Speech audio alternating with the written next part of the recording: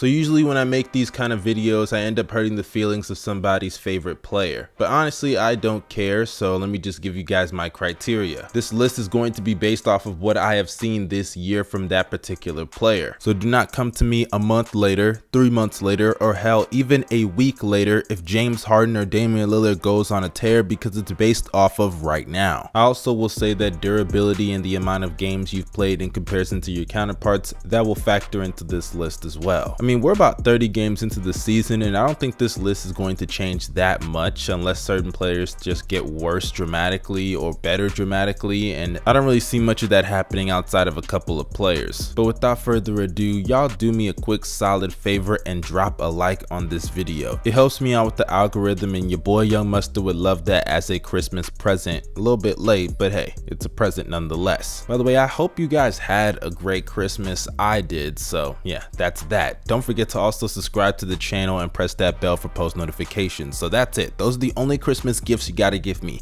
a like, subscription, and a bell for post notifications. If you can do those things for me, those will be the best gifts your boy Young Mustard could ever have. But without further ado, let's kick things off with the first player coming in at number 10. Coming in to start us off at number 10, we have Cleveland's own Darius Garland. Darius Garland, for those who don't know, I'm a big fan. I made a video about him before the season started. I said he's gonna be the breakout star that nobody was talking about beforehand, and just look at it. Now everybody's talking about him because he's a breakout star. I mean, there's a legit chance that he could be an all-star in the Eastern Conference, and that's very impressive for a player that in his rookie season people thought he was one of the worst starters in the NBA. And now just 2 years later, he's on the verge of being an all-star and is a top 10 point guard in my personal opinion. The growth in Darius Garland's game has truly been fun to watch, as over the last 21 games, Garland has averaged 21 points along with 7 assists and 3 rebounds, a steal and a half, shooting 48% from the field, 37% from 3 on over 7 attempts a game, and 93% at the free throw line. The man is literally in the god tier when it comes to that floater. He can play make, especially out of the pick and roll with Jared Allen and Evan Mobley, and he's also one of the better shooters not only at his position but in the entire NBA. And with more time in his game, I hope that he can pull up from that Dame range, because he'd be taking some deep threes and be swishing them, if you know what I'm saying. So yeah, DG is easily one of my favorite players in the NBA. Hopefully with time he can rise higher in the ranks amongst point guards, but for now the 10th spot will do. But moving on to number 9, I have Russell Westbrook. Now I know this is going to be controversial to some people, but I honestly do not give a single flying fuck. If anything, I'm not gonna lie, y'all niggas should be lucky that Westbrook even made the damn list. And I know people are gonna point out the numbers because that's all that Russell Westbrook fans have. I get it, he's averaging 28 and 8, right? But he's doing it on some of the worst shooting in the NBA. 45% from the field, that's relatively decent, but 30% from 3 on 4 attempts a game, that's well below average. 65% shooting from the free throw line, that is also far below average, especially for your starting point guard. And then you combine that with the fact that he has a true shooting percentage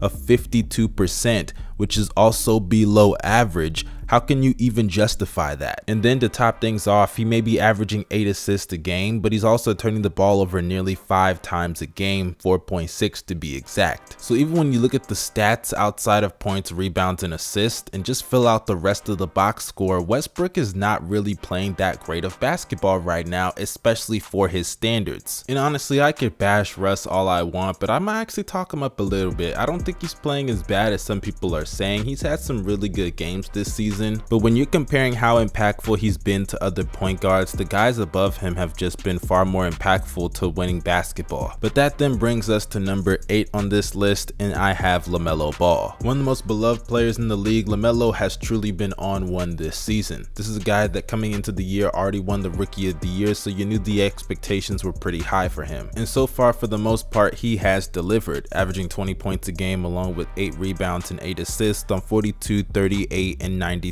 shooting splits. Similar to Darius Garland, LaMelo Ball is truly in that god tier when it comes to that floater game. The guy is literally shooting 49% on all of his floaters, and he'd be taking some deep ass floaters. We'd be talking near the free throw line. It's crazy how efficient he is on that type of shot. And sure, on the defensive side of the ball, I would like to see a lot more improvement because the Hornets could surely use it. But offensively, you can truly see the impact of his game, whether it's his playmaking, the spacing he provides, or just the overall impact impact of him being on the court. LaMelo has truly been a joy to watch this season, and seeing his growth in the NBA is going to be a fun ride for everybody involved. But moving on to number 7, we have Ja Morant himself. Now Ja I probably would have put higher if he played more games, but he did miss a good portion of the season so far, so I have to put him at number 7. But that isn't a knock, because the guys above him, they're having good seasons in their own right, or they're just better players. But when we're talking about the most improved player of the year candidates, Ja Morant is right in the thick of the discussion, as this year he has improved all around, as he's one of the best finishers in the league. I believe he's number 1 still in points per game in the paint, and when you look at his abilities as a playmaker, it truly is up there with the best of them. I mean, the guy's averaging a career high in points per game with 23 a game, 7 assists and 6 rebounds on 47% shooting from the field and 78% at the free throw line, while having a true shooting percentage of 56%. Ja's ability as a playmaker with rim pressure and even his now extended range at the 3-point line, which isn't perfect, but it's getting better. You can see the strides this season. It truly has elevated him to another level of a player in the NBA that is a fringe top 5 point guard as we speak. But moving on to player number 6, that brings us to Dame Dollar himself. We're right outside the top 5, so I know a lot of people are probably going to be angry that I don't have Dame in it right now. But please don't take this as me saying the guys above him are just solidified as better point guards and players than Damian Lillard, because that is not what I'm trying to say by putting Damian Lillard at 6. It just means that this season he just hasn't had a better year than the guys above, because we have to take into account that Damian Lillard was playing through a core injury and started off the season pretty slow. And for a player that does rely on his jump shot pretty heavily in his game, I would say that's a pretty big deal to say the least. But over his last 11 games, especially since he's been back, Dame has gone back to normal, as he's averaging 29 points a game along with 7 assists and 4 rebounds, shooting 43% from the field, 38% from 3 on nearly 11 attempts, and 91% at the free throw line. Now, I'm not going to talk about the whole Damian Lillard being in Portland situation, because it just is what it is, and I've talked about that way too much. But as far as what Dame has done this season, his numbers overall may look pretty bad in certain aspects, but it's just bad for his standards, and he has still played better as the season has progressed, so I have to give him some level of credit for that. But let's transition into the top 5, and to start things off, it's gonna get a little controversial, I'm sure. I have James Harden. Now, Harden this year has been pretty sus for his standards, but overall I would say he's had a relatively decent season. I mean, with averages of 21, 10 and 8 along with the steal and a half on 58% true shooting, it's no surprise to see him in the top 5. Despite his scoring not being as consistent as it used to be and coming in spurts rather than just the entire season overall, he's still one of the league's best playmakers with the ability to break down defenses, especially in the pick and roll, as one of the better pick and roll ball handlers in the NBA. And even though his scoring has not been up to par for his own standards, that's just because his standards are crazy high. Like, this would still be a career season for most players, but because we hold James Harden to a top 5 to 7 player in the NBA's standards, then obviously we expect better than this. And I'm not going to go through the whole rundown, as I've made a video in the past talking about it. If you haven't seen it, make sure you go and check it out. But nonetheless, James Harden has still had a relatively decent year that's worthy of being in the top 5, but I can't put him any higher than 5. And hopefully if he gets back to his senses and returns to the James Harden of old, then I can put him higher on this list eventually. But let's move on to number 4 on this list, and that brings me to Luka Doncic. Now, Luka has had a pretty good year statistically. I mean, 26, 8 and 9, yeah, that's pretty solid numbers in the box score. But when you look at his efficiency in certain respects, it just doesn't look good. He's shooting below 70% at the free throw line, and that's not acceptable for any player, and especially your starting point guard. And even his true shooting percentage is below average at 54%. And for a player coming into this season that many people pegged as an MVP candidate, he has completely bombed those expectations. But the real reason why I can't put him higher on this list is primarily just due to his availability. The other guys above him have either played better than him or have played more games than him. And considering that the players around this level are in the elite tier of players at this position, I would say availability has to come into factor here. But please don't take that for me saying Luka's been bad this year. I don't subscribe to that narrative that Luka's having like a bad season. I mean, how can you look at 26, 8 and 8 and say that's a bad year? That's not a bad year. I just think that the standards for Luka Doncic, especially considering people are hailing him as the next GOAT, are so high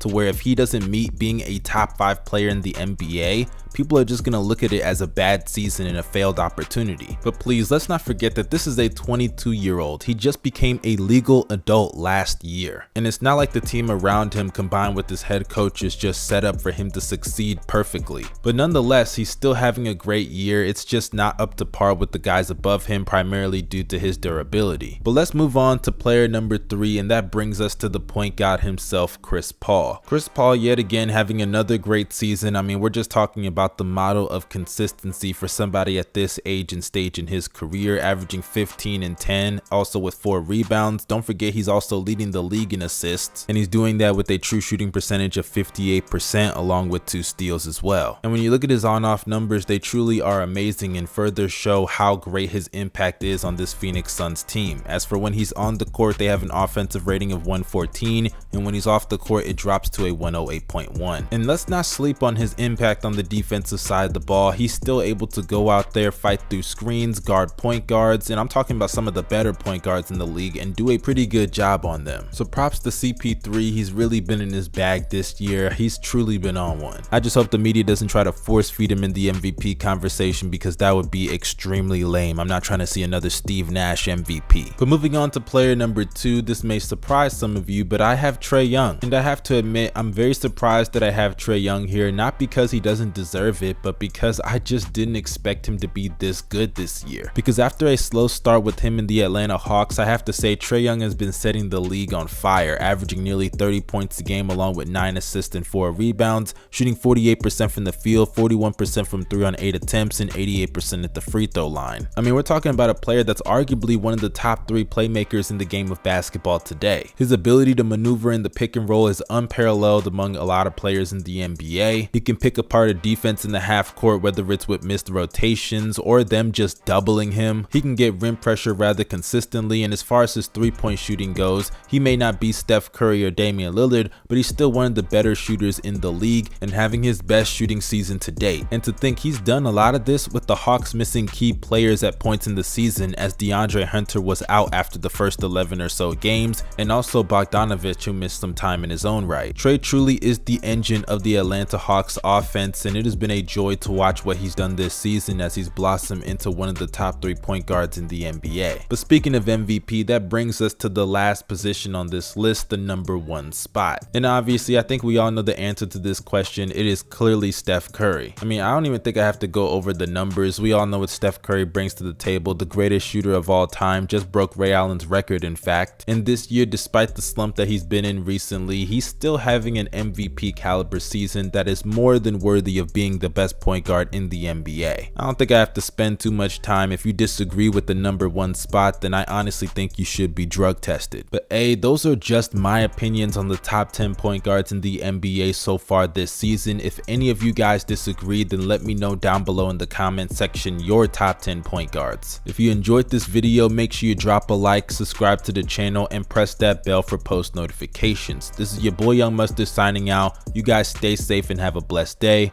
Peace.